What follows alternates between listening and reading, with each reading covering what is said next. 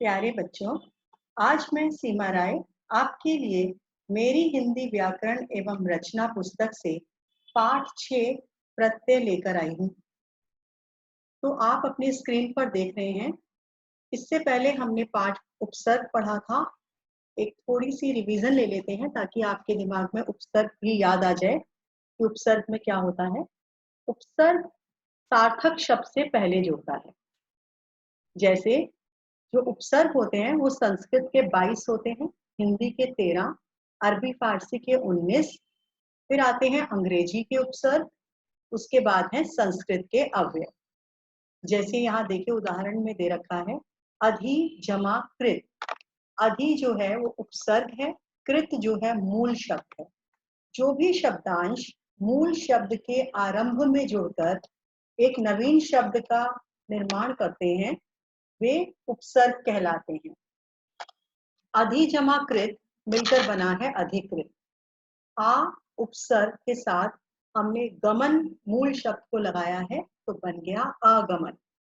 वि जमा जय विजय। सु जमा कर्म सुकर्म। हम जमा राज हमराज। खुश जमा नसीब खुश नसीब। हेड जमा मास्टर हेड मास्टर। सब जमा इंस्पेक्टर सब इंस्पेक्टर। तो ये तो था उपसर्ग। जो उपसर्ग ऐसे शब्दांश होते हैं जो मूल शब्द से पहले जुड़कर जब नवीन शब्द का निर्माण करते हैं उसके अर्थ में भी भिन्नता ला देते हैं। एक नवीन शब्द का निर्माण होता है। इसी प्रकार से अब प्रत्यय आइए। प्रत्यय जो होते हैं वो मूल शब्द के अंत में जुड़ते हैं। ये सार्थक शब्द के बाद जुड़ते हैं। मूल प्रत्यय में आता है पहला कृत प्रत्यय, दूसरा है तद्धित प्रत्यय। पहला देखिए कृत प्रत्यय, जो क्रिया के अंत में जुड़कर अर्थ में परिवर्तन ला देते हैं। ये वे शब्दांश होते हैं जो क्रिया शब्द होते हैं उनके अंत में जुड़ते हैं और उसके अर्थ में परिवर्तन ले आते हैं। और जो तद्धित प्रत्यय होते हैं ये वो होते हैं जो संज्ञा सर्वनाम आदि शब्दों के अंत में जुड़ते हैं और अर्थ में बदलाव ला देते हैं। जैसे घूम जमा अक्कड़। अब देखिए घूम जो है वो मूल शब्द है, अक्कड़ क्या है, प्रत्यय। तो क्या बन गया, घुमक्कड़। देखिए इसके जो स्पेलिंग है उसमें भी अंतर आ गया। वहां पर घ को बड़े ऊ की मात्रा लगी है, जब घुमक्कड़ बना तो छोटे ऊ की मात्रा लगी। अगला देखिए झगड़ जमा आलू बन गया झगड़ालू। इंसान जमा इयत इंसानियत। बेग जमा म बन गया बेगम। अपना जमा पन अपनापन। अब आप अपनी स्क्रीन पर पाठ 6 शब्द निर्माण का ख भाग प्रत्यय देख रहे हैं। इससे पहले हमने पाठ 5 शब्द निर्माण का क भाग उपसर्ग किया था इससे पहले की वीडियो में। तो आज हम प्रत्यय के बारे में समझेंगे। आप इन चित्रों को देखिए। पहले चित्र में दूध वाला दूध दे रहा है बच्चे को, तो वहां लिखा है दूध जमा वाला, तो बन गया दूध वाला। अब दूध क्या है, मूल शब्द है और वाला प्रत्यय है, तो इससे क्या बना इसको शब्द दूध वाला। दूसरा देखिए खेल जमा आड़ी बना खिलाड़ी। यहाँ दूध शब्द में वाला शब्दांश जुड़कर दूध वाला नया शब्द बन गया। इसमें वाला क्या है, प्रत्यय है, और दूध क्या है, मूल शब्द है। तो इसकी परिभाषा देखिए।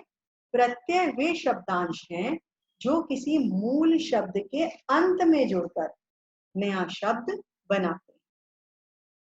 अब इसके कुछ उदाहरण और देखिए। मम जमा तव ममत्व। विद जमा या विद्या। होना जमा हार होनहार। धन जमा ई धनी।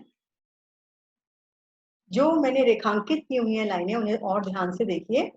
अब देखिए जो उपयुक्त शब्द थे उसमें तव हार या ई इन शब्दांशों ने मूल शब्द के अंत में जुड़कर उनके अर्थ में परिवर्तन उत्पन्न कर दिया है। ये शब्दांश ही प्रत्यय कहलाते हैं। जो छोटे छोटे शब्दांश मूल शब्द के साथ लगाए हैं ना, तो ये क्या कहलाते हैं, प्रत्यय कहलाते हैं। अब देखिए प्रत्ययों के बारे में और क्या कहा गया है।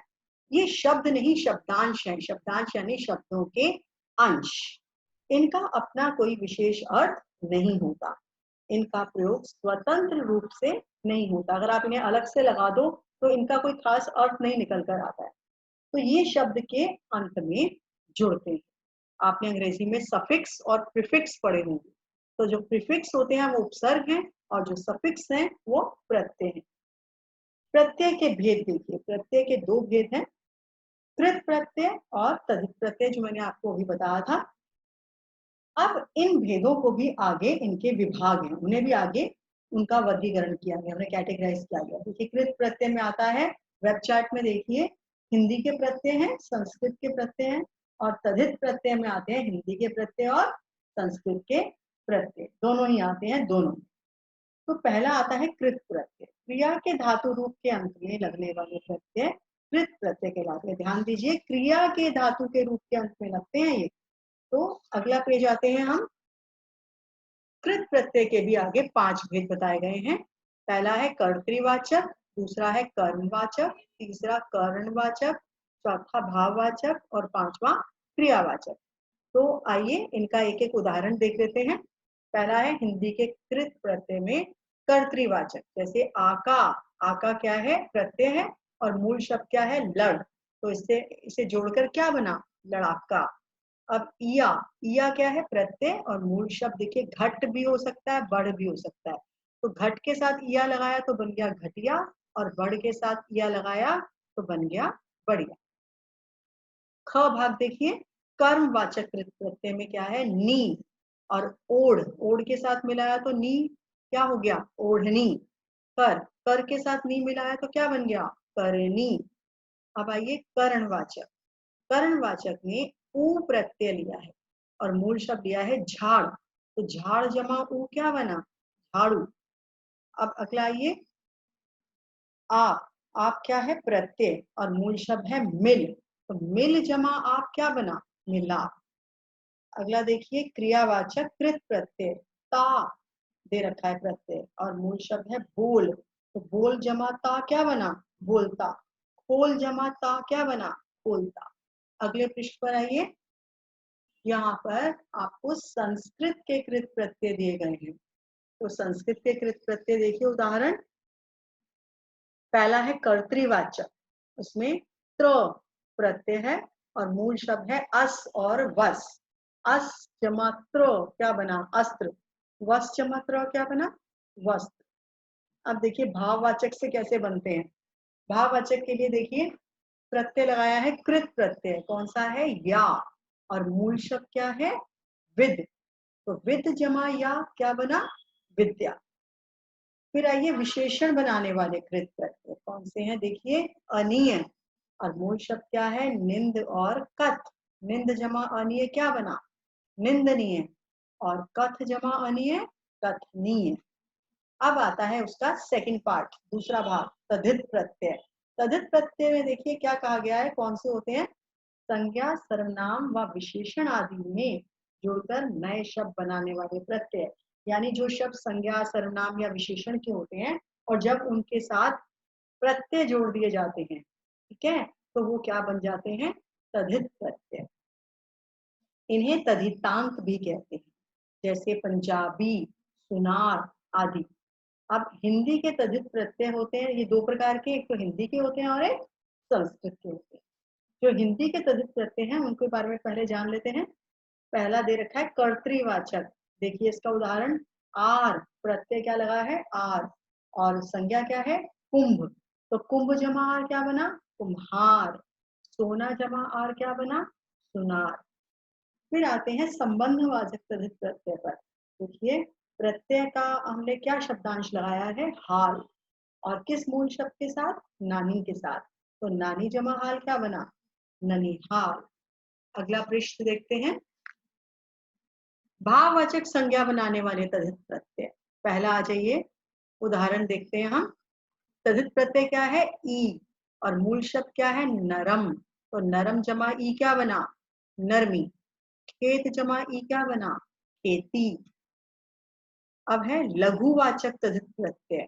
पहला देखिए, ओला, मूल शब्द है सांप, क्या बनेगा? सपोला। खाट जमा ओला क्या बनेगा?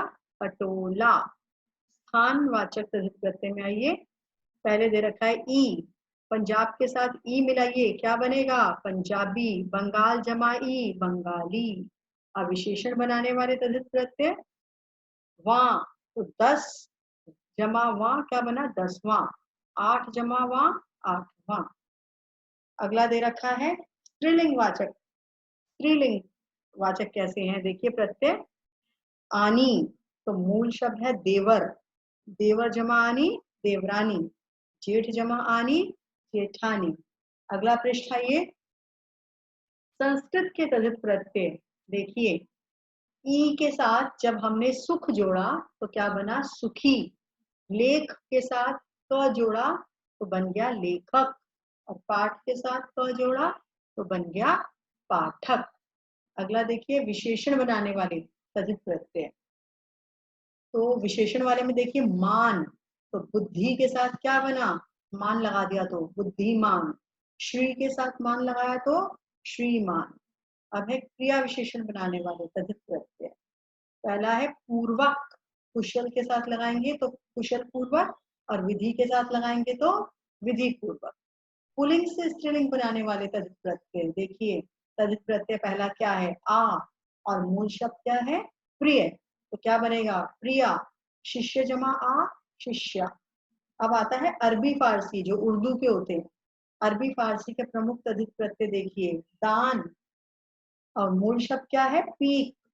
पीक होता है थूक को कहते हैं, तो पीक दान, जिसे थूक दान कहते हैं आप लोग। तो कमल जमा दान, सॉरी कलम जमा दान, कलम दान, जिसके अंदर आप पेन पेंसिल रखते हैं ना, पेंसिल बॉक्स, उसे कलम दान कहते हैं। अगले पृष्ठ पर आइए, इसमें विशेष बात जानने की क्या है कि कई बार रेखांकित लाइन को ध्यान से देखिए, कभी कभी दो प्रत्ययों का एक साथ प्रयोग भी होता है, और कभी कभी क्या होता है, कोई मूल शब्द ऐसा होता है उसके साथ उपसर्ग और प्रत्यय दोनों लगा हुआ होता है।